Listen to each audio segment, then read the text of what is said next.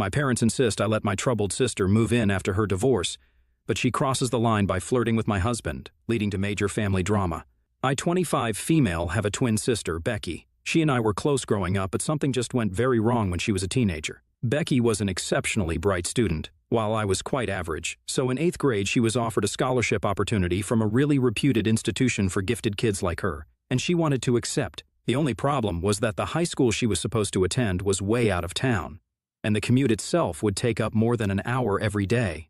We could have let her live on campus, but Becky wasn't fine with it because she said she didn't like the idea of living on campus. So, after a lot of deliberation, my parents decided that she could live with our aunt, my father's sister. My aunt didn't have any kids of her own and had never married, so my father had been a little wary of sending Becky to live with her, since he wasn't sure if she would be able to handle the responsibility. But my aunt herself had volunteered to take Becky in and let her live with her so she could attend the school she wanted to and wouldn't jeopardize her future. And that's how Becky ended up living with my aunt for high school, while I continued to live with my parents. She would come back for the holidays, and we would all visit her whenever we had the time. For the first couple of months, everything was going fine, and she would tell us that she was having the time of her life at her new school since everybody was like-minded, and she was finally being challenged. I was really happy for her because I wanted her to succeed. I had never been one of those typically jealous kids. I just wanted everyone to be happy, and I guess that still remains the same. So initially, when she would tell me about her school and her new friends, I would be happy for her, and she wouldn't make a big deal out of it either. She would just mention it casually in conversation, but over time that started to change, and it felt like she was trying to rub it in my face and make me feel bad about it.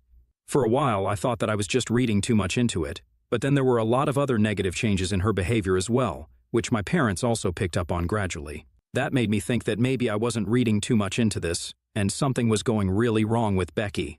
This wasn't instantly noticeable, and it took a lot of time for us to actually come to terms with the fact that Becky was becoming much more different, and kind of worse as a person. It started off small, like whenever we would visit her, she wouldn't talk as much as she used to and always seemed to have an attitude.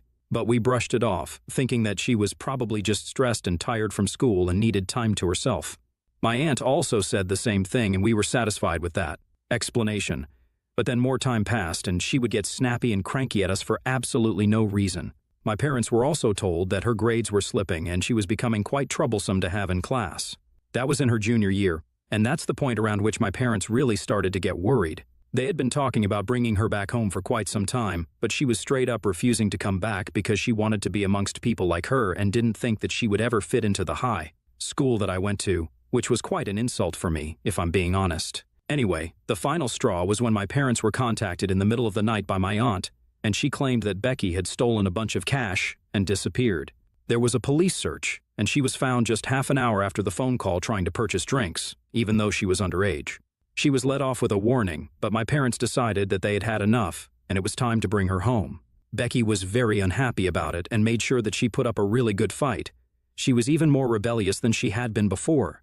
She protested a lot, but my parents had enough, and they forced her to come back with us and start attending the same high school that I used to go to. They also pushed her into therapy because clearly something had gone wrong while she had been living with my aunt.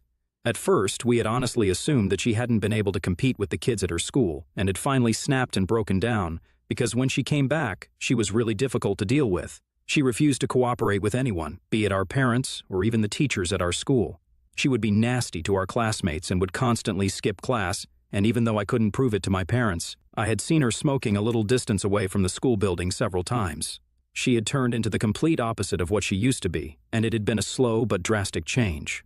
So, of course, my parents thought that therapy would be the best way to go forward so we could at least get to the bottom of what really had gone wrong while she was living with my aunt. We had expected the problem to be the school or bullying, but unfortunately, it turned out to be my aunt herself. So, apparently, my aunt was what one could refer to as a helicopter parent. While in therapy, Becky was able to open up, and she claimed our aunt was really overbearing and simply too controlling. She would pretend to be normal whenever we came around to visit her, but the second that we left, she would turn back into her usual self and try to control every single aspect of her life. She said that she was forced to study every single second that she was at home because everything else was apparently just a waste of time. She was not allowed to go out with her friends or do anything apart from studying while she was at home. Even when she would have lunch or dinner, my aunt insisted on playing something educational instead of letting her watch something fun. It was really frustrating for her, so she started to act out in other ways. But she wasn't willing to come back to us either because that would mean giving up on the opportunity of a lifetime. And she didn't want to go to a normal public school because that would mean demeaning her own capabilities. Our aunt had told her several times that apparently our grandparents had never recognized her talent or intellect, even though she had also been a gifted child. Because her parents had never recognized that she was special and different, they never treated her differently either, and she ended up with a boring job that didn't even pay enough. She claimed that she could have been doing so much better if her parents had actually bothered to put in the time and effort to do something about how intelligent she was and invested in her. She had drilled the fear of failure into Becky and made her very paranoid, which is why she had refused to come back home with us the first time around. She believed that if she gave up on this school, it would spell nothing but failure for her in the future, and so she tried to keep up, but the pressure was just getting to her. She started thinking about drinking and sneaking off to go out with her friends to let off some steam, but she got caught in the process, and now she was back here with us. She said that she regretted everything because she had let go of a brilliant opportunity to actually make something of herself, and now she knew that she was doomed to failure. So she didn't even see the point of trying to do better anymore, and had completely given up on herself. It was clear to us after that our aunt had really done a number on her, but the worst part was when a couple of years passed with minimal improvement in her behavior, and Becky was then diagnosed with narcissistic personality disorder. I couldn't say that I was surprised, but it was heartbreaking to know that our aunt had actually led to her developing such a serious disorder that was going to affect her for the rest of her life.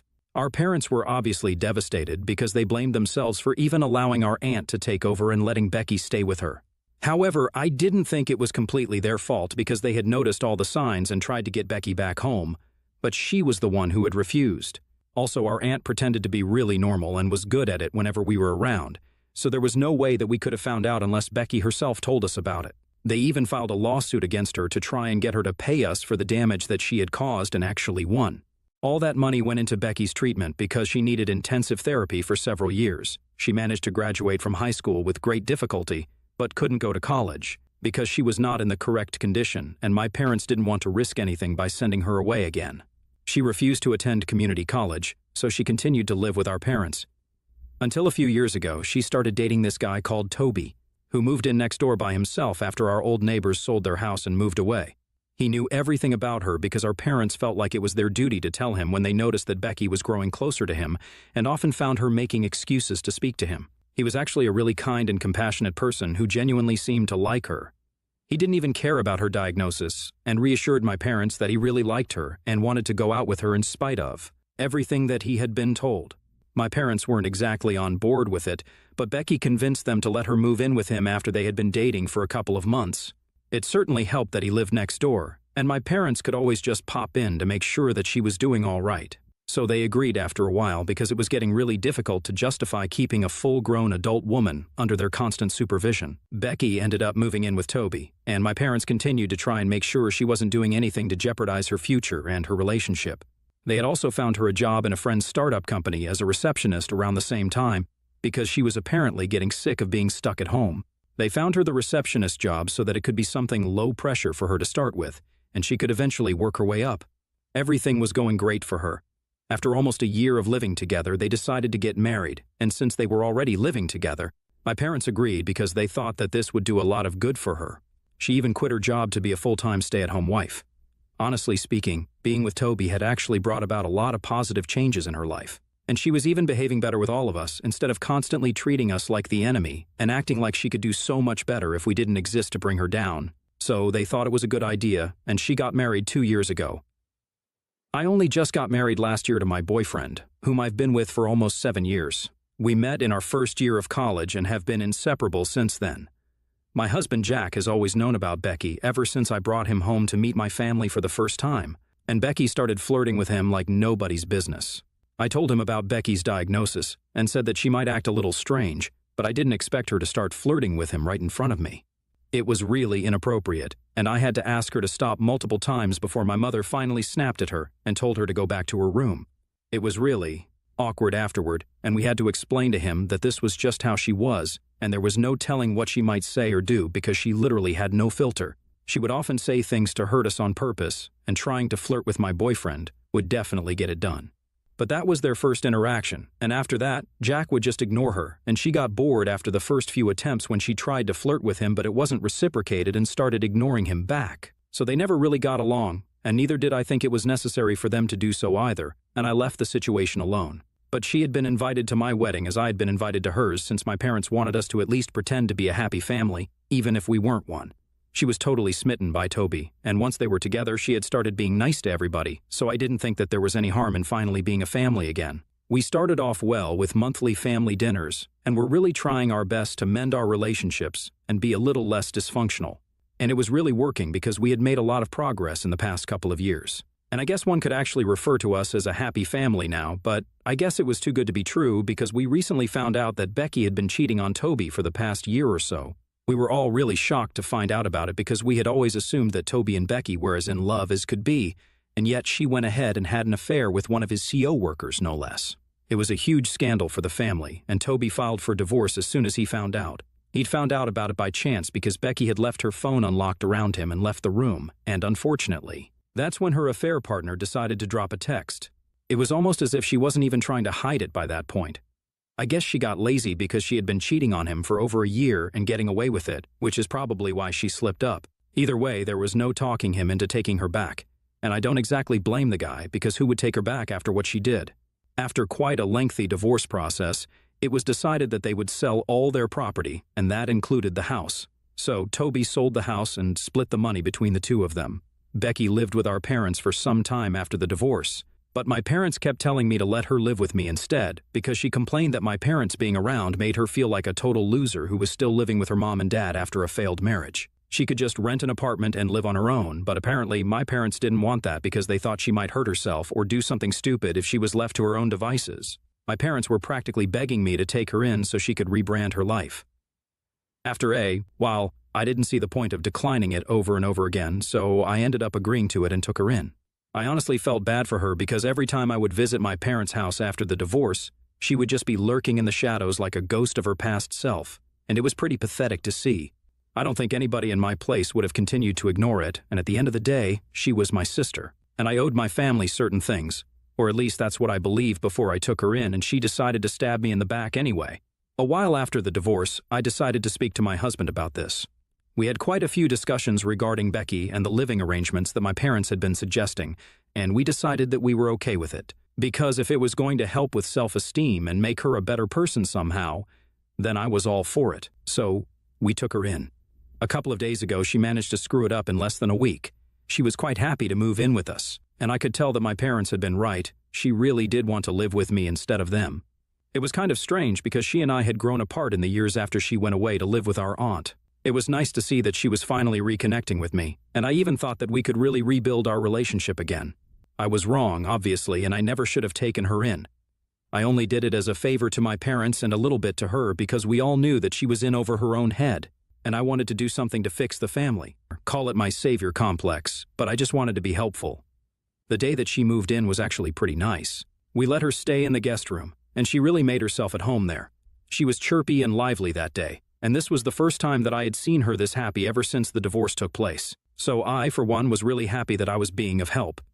However, things started changing as soon as we had spent one day in our house. The very next day, she started picking apart stupid things, like how I decorated my house and the kind of paint that I used for the walls. It was ridiculous, but I didn't say anything about it because it seemed too petty to make an issue out of. The last straw was when, at dinner, she decided to start flirting with my husband. I'm not even kidding, it was like full-on flirting, and she didn't even seem to care that I was sitting right there. She kept asking him weird questions and making googly eyes at him throughout dinner, and I could tell that he was really uncomfortable, as was I. On more than one occasion, she brushed her hand against his on purpose, when there was really no need to. I was actually speechless, and my husband and I left the dinner table as soon as we could without even bothering to finish our dinner. We went to our room for a bit and immediately decided that she had to go because there was no way that I was letting Becky live under my roof and flirt with my husband. It was just not going to happen, and she would just have to go back to living with our parents. If that affected her mental health, then tough. But that's not my problem because she's not my daughter. I tried to do something nice for the family by taking in a nutcase like her, but obviously there is no fixing people like this because they're always just going to be ungrateful. I should have known that, but I guess the human part of me really did feel bad for her and wanted to make her feel better because she is my sister. After we were done with dinner and our conversation, I called my parents and told them what had happened. I expected them to be just as outraged as I was and demand I send her back immediately. A third move back to her parents' place would just be devastating for her, and she would go back to moping and sulking all the time. They didn't want that for her and told me that I could either just deal with it or I could let her have this house and move somewhere else. I didn't even know what they meant by let her have this house because that's not how things work. You can't just let people have things that don't belong to them, and that applies to both husbands and houses. Anyway, I told my parents that they were being ridiculous and they had to take her back in, but my parents said that I was overreacting and that it was apparently no big deal because as long as I trusted my husband, I had nothing to worry about. As for my sister, she was going through a really difficult time, and I should just overlook all the strange things that she was going to say or do and just keep her around because, as part of the family, I owe this to them, and I have to help out. That's when I snapped at them and told them that I didn't really owe them anything because this was their daughter, not mine, and it was their responsibility to take care of her. Earlier, I did think that I owed them something, which is why I brought her in, but now that it backfired, I wasn't going to entertain it anymore. It just didn't make sense. My parents and I went back and forth for a couple of minutes, after which they told me that I could either get a new home or just put up with my sister because I had already taken her in and they were not going to force Becky to relocate once more just because I was insecure. And then they hung up without giving me a chance to reply. My husband and I were really mad because this was insanely entitled, and I couldn't believe that they actually thought that this was going to work. We went back out into the living room where Becky was and decided to tell her that the way she had behaved was extremely inappropriate and we were not comfortable with her living with us anymore. Her reaction to that was nothing short of crazy and she instantly started screaming at me, accusing me of being jealous of her all my life. She said that the only reason she had even wanted to move in with us was because she wanted to be closer to my husband and not me. Apparently, she had seen the way he used to look at her whenever we would come over during or even after the divorce, and she knew that he wanted to make a move, but I was the only one who stopped him from doing that. So, she had taken it upon herself to move in with us and make it easier for him to confess his feelings. My husband and I were actually dumbstruck when she said that because of the sheer incredulity of it. A few seconds later, my husband told her to get out and never come back, and that's when she seemed really surprised because she hadn't seen this coming. She tried to seem indignant and said that she knew what she had witnessed, and he was only trying to cover up his tracks now because he didn't want to mess things up with me. I lost my temper and I screamed at her to get out, so she screamed right back and told me that she was leaving anyway because she had no interest in living with us since we were nothing but a bunch of losers. So she packed her things up quickly and left. We didn't know where she went, and after that, we just wanted a quiet night, so we went to sleep. But unfortunately, my parents have not been able to find her yet since she hasn't been answering any calls and she definitely didn't go to their place, so we basically have no idea where she is. Long story short, my parents are blaming me for it. They think that my husband and I made this happen, which is really unfair, but I do feel kind of guilty because had we been a little kinder to her, then maybe this wouldn't have happened. So, AITA for kicking my narcissistic sister out of my house? Update 1. Okay, so it's been a few days since my post here, and I just wanted to tell you guys that we found her. Becky had been crashing at a friend's place who lives a little out of town, and that's why we hadn't been able to trace her. But she is okay and just as delusional and crazy as ever. When my parents found her, she refused to come back with them because she claimed that she was too good to be living with her family anymore and wanted a place of her own. She said that she was sick of relying on people, first on Toby and then on my parents, so she wanted a home of her own. And guess what? My parents agreed to it. Of course, there has been no apology to me yet or my husband. My parents just put all this in a message and told me that I should be grateful that nothing bad had happened to her. They told me that they would be buying her a new apartment at the earliest so she could save her own money and start afresh. Now, I don't know why they thought that this was a necessary detail for me to know, but it's great that they told me, so now I know exactly where I stand. Clearly, my happiness is not very important to them, and at least now I know that. Update 2, it happened. They got her a new apartment. At least this time they didn't text me in person to tell me about it.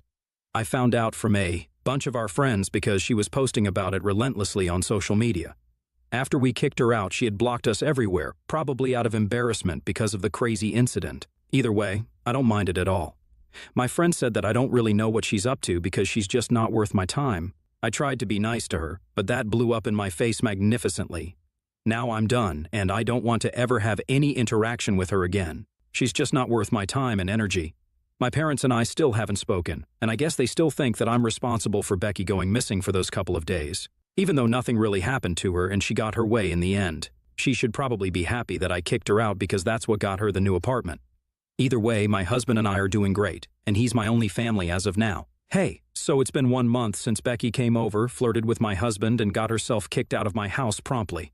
And then, like you all know, my parents bought her a new apartment to live in with their money instead of the money from the alimony because they wanted her to be able to save. It's crazy that it's been such a long time since then.